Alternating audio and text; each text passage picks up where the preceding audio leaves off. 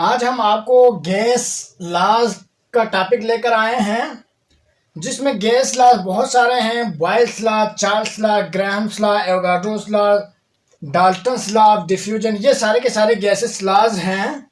तो उसको हम एक एक लेक्चर में एक एक करके डिस्कस करते हैं।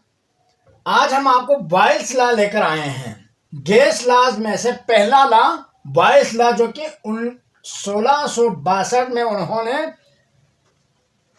प्रेशर और वॉल्यूम का रिलेशनशिप को डिस्कस किया। प्रेशर और वॉल्यूम के रिलेशनशिप को डिस्क्राइब किया। एट कांस्टेंट टेम्परेचर,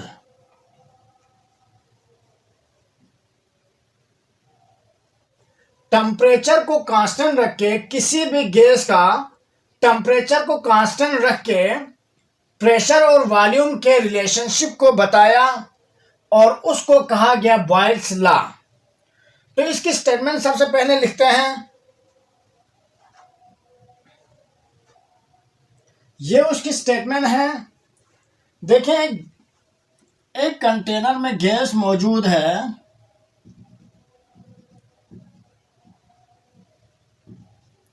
और इसको एक पिस्टन से बंद किया गया है, और ये मूवेबल पिस्टन है, movable piston.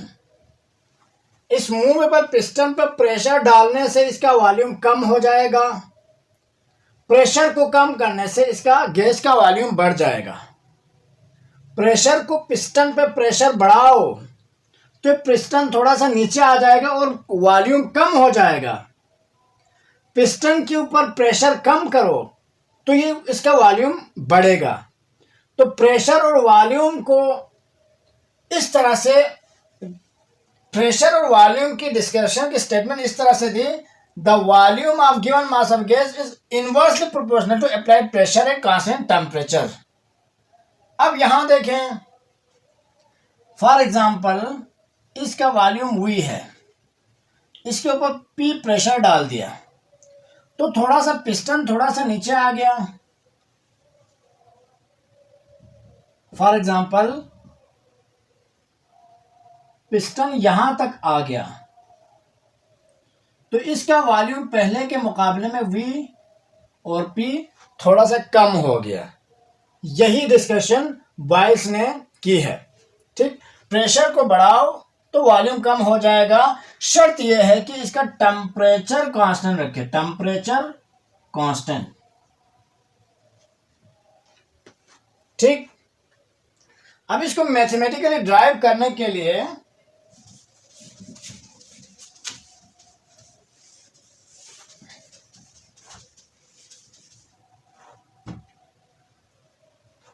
V volume inversely proportional to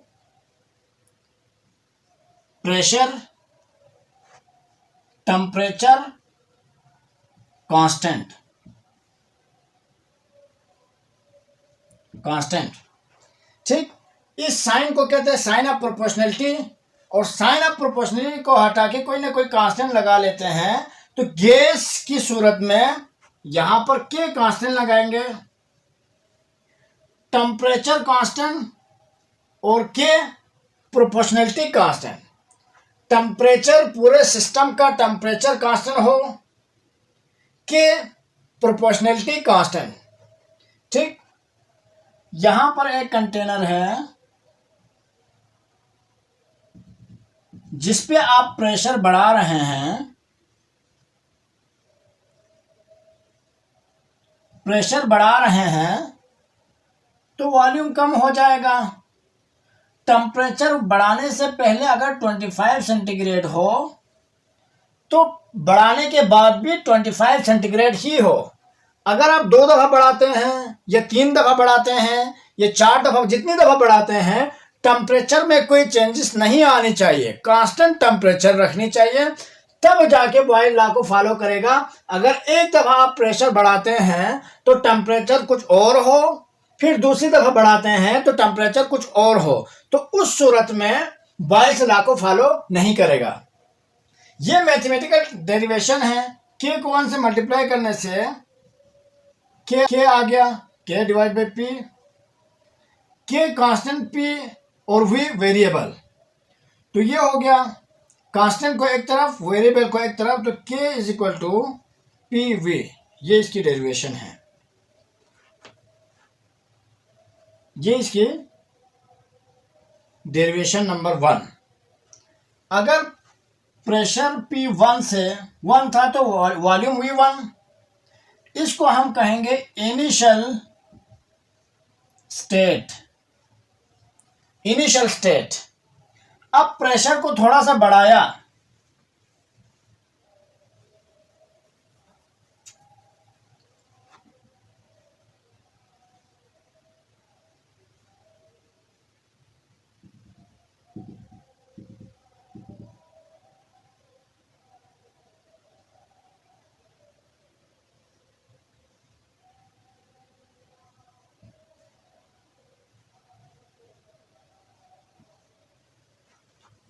pressure थोड़ा सा बढ़ाया P1 से P2, तो वॉल्यूम थोड़ा सा कम हो गया V1 से V2। अब इन दोनों में नंबर ऑफ मॉलिक्यूल बराबर है। वॉल्यूम कम इसलिए हुआ कि गैस मॉलिक्यूल्स एक दूसरे से दूर दूर फैले होते हैं। जब उसके ऊपर प्रेशर बढ़ा देते हैं तो मॉलिक्यूल एक दूसरे के करीब आ जाते हैं, तो उसका वॉल्यूम कम हो जाता है। नंबर ऑफ मॉलिक्यूल दोनों में वही होगा। तो यहां ये हो गया फाइनल स्टेट। यहां पर P1 V1 ये बराबर है के, और P2 V2 बराबर है। अब यहां पर P1 से P2 हो गया क्योंकि ये वेरिएबल है, जिस वजह से V1 से V2 हो गया, ये भी वेरिएबल है। प्रेशर बढ़ाने से वॉल्यूम कम हो गया। तब इसका कांस्टेंट K1 से K2 नहीं हुआ, क्योंकि नंबर ऑफ मॉलिक्यूल जितने P1 V1 में हैं, उतने ही मॉलिक्यूल्स फाइनल स्टेट में हैं। नंबर ऑफ मॉलिक्यूल जितना इनिशियल स्टेट में है, उतने ही number of molecules final state में हैं, जिस वजह से नंबर ऑफ मॉलिक्यूल को 1 2 नहीं करेंगे, क्योंकि उसमें कोई तब्दीली नहीं आई, कोई चेंजेस नहीं आई। नंबर ऑफ मॉलिक्यूल में कोई चेंजेस नहीं आई, जिस वजह से K1 K2 नहीं लिखेंगे। ठीक, अगर इसको इक्वेशन नंबर 1 देंगे, इसको इक्वेशन नंबर 2 नाम देंगे, फिर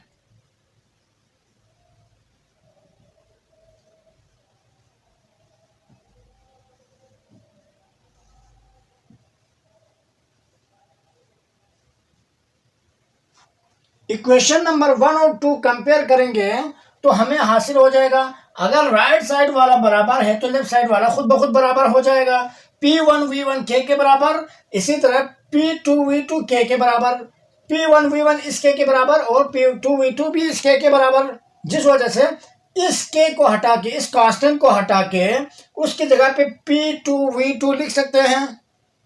ठीक, तो हम यहां पर लिखेंगे P1 V1 is equal to P2 V2, ये इक्वेशन नंबर बी। अगर इसको ए नाम देते हैं तो इसको हम बी नाम देते हैं। ठीक हो गया। न्यूमेरिकल इस फार्मूले से भी आ सकता है, इस फार्मूले से भी आ सकता है। ये उसकी पूरी डेरिवेशन है। उसके बाद नेक्स्ट आ जाता है ग्राफिकल रिप्रेजेंटेशन।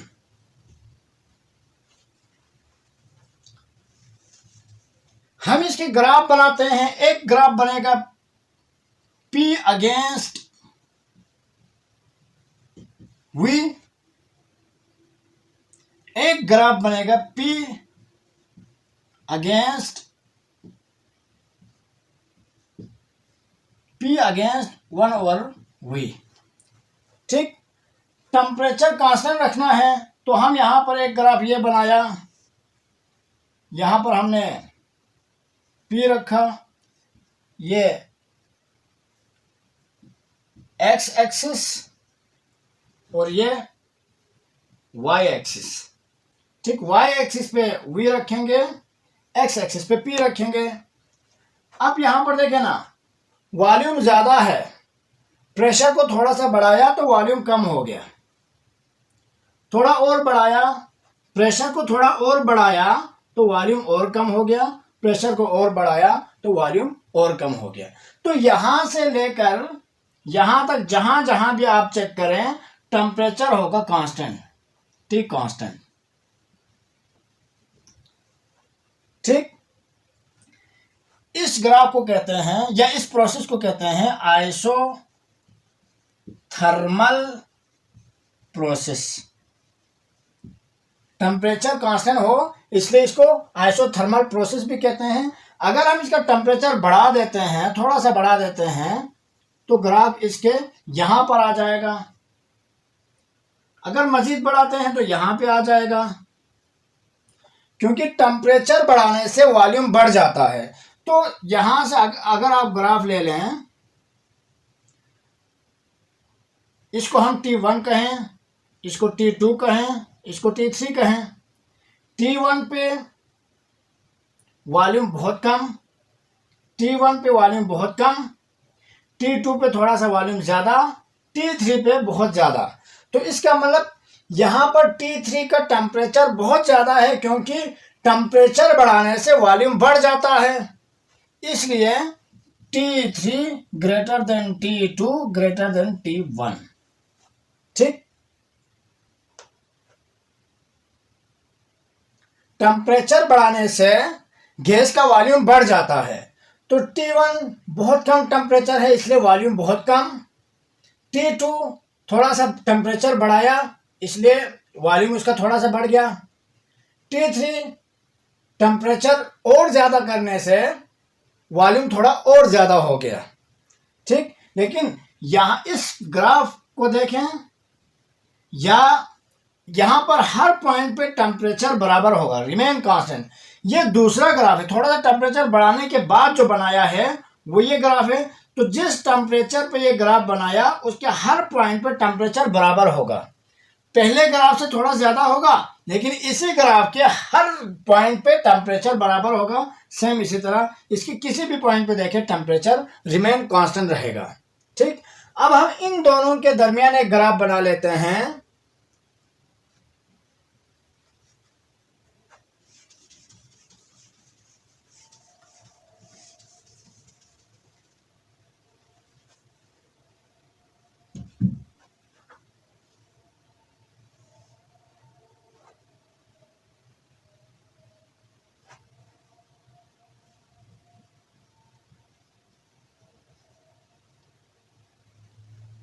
ये ग्राफ एक्स एक्सिस और वाई एक्सिस, एक्स एक्सिस पे हम रखेंगे प्रेशर और वाई एक्सिस पे हम रखेंगे 1/वॉल्यूम।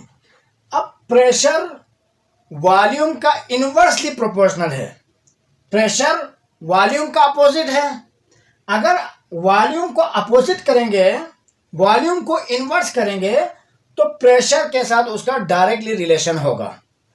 प्रेशर जिसके साथ इनवर्सली प्रोपोर्शनल हो उसके अपोजिट का डायरेक्टली प्रोपोर्शनल, क्योंकि प्रेशर का वॉल्यूम से इनवर्सली प्रोपोर्शनल है। तो वॉल्यूम को उल्टा किया तो प्रेशर के साथ उसका डायरेक्टली रिलेशन होगा। तो ये ग्राफ बन गया स्ट्रेट।